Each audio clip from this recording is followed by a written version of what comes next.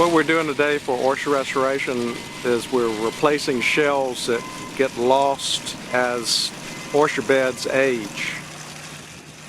Oyster shells are important for baby oysters to attach to, and in a perfect world, oyster shells should grow shells, make a reef, and baby oysters come back and reattach to the same reef to keep it self-sustaining.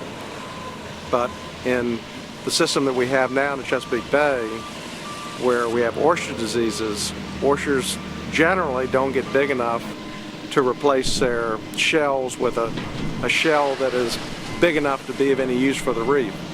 So we have to supplement by putting big shells that came from other areas back on the oyster beds in order to keep the beds healthy.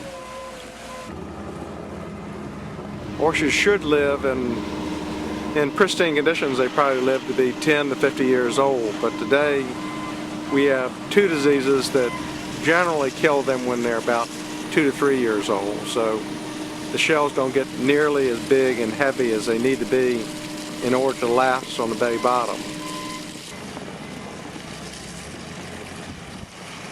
When we take all the equipment out of them and have open decks, we can put about 3,000 bushels of shell on each of the boats for each trip. And since we had 300,000 bushels here, it meant that we had about pretty close to 100 trips that came out of this site over the 3 to 4 weeks that we're working. When we monitor oysters, we monitor salinity and sometimes temperature.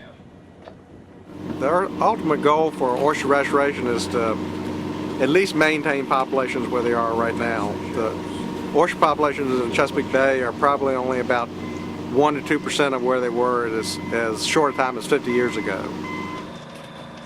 Oysters are so critical to the bay because they're really the only creature that produces a habitat type that is a hard structure that all sorts of little animals live in. That it's not just an oyster that lives there, they're barnacles, they're little crabs, they're little fish, and if the oysters die out, then that whole habitat type will disappear.